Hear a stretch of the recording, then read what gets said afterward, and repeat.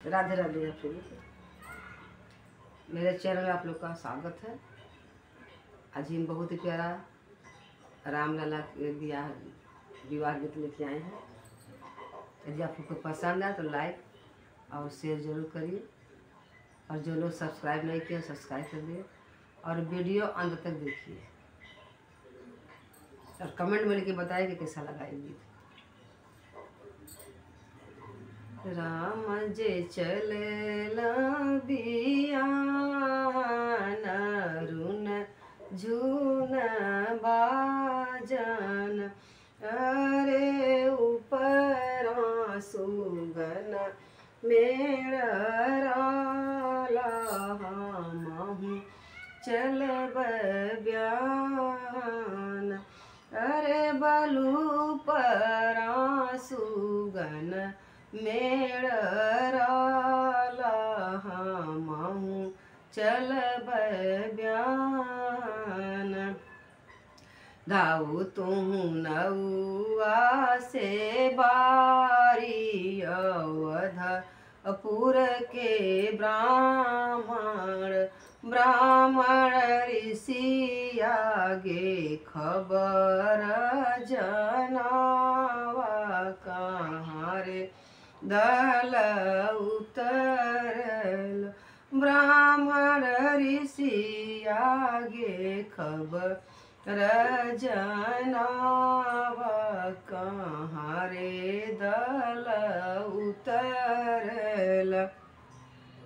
उच्च नगर पुर पाटन आले बासे छाजन, अरे झुरु झुरु बहे ले बयार, उहारे दल उतरल, अरे बलू झुरु झुरु बहे ले बयार, उहारे दल उतरल।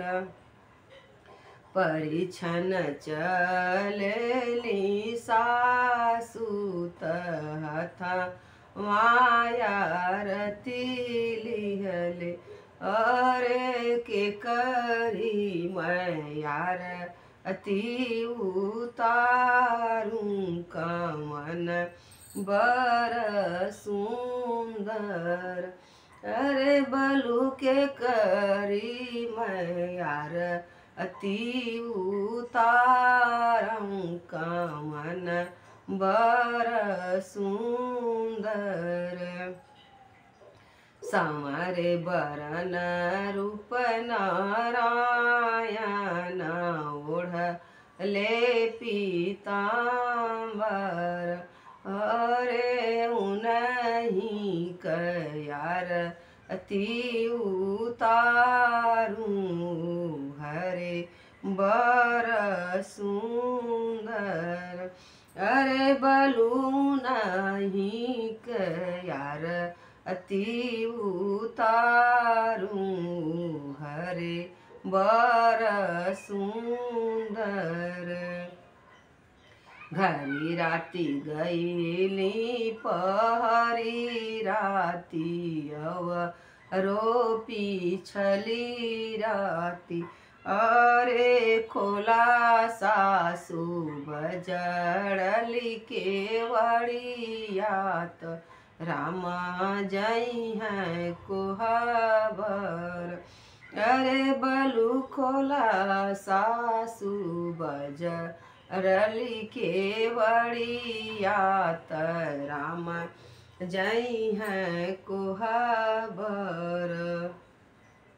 कैसे खोली बजरली के वड़ियात, रामा जई हैं कोहबर, अरे मोरी सीता लड़ी का नादान, बोलही नाही जाने, अरे बाबू मोरी सीता लड़ी का नादान, बोलही नाही जानल, राउर सीता लड़ी का नादान बोलही नाही जानली सासु हमाहूँ केवल केरा फूल दू नहूँ जाने बिहा सब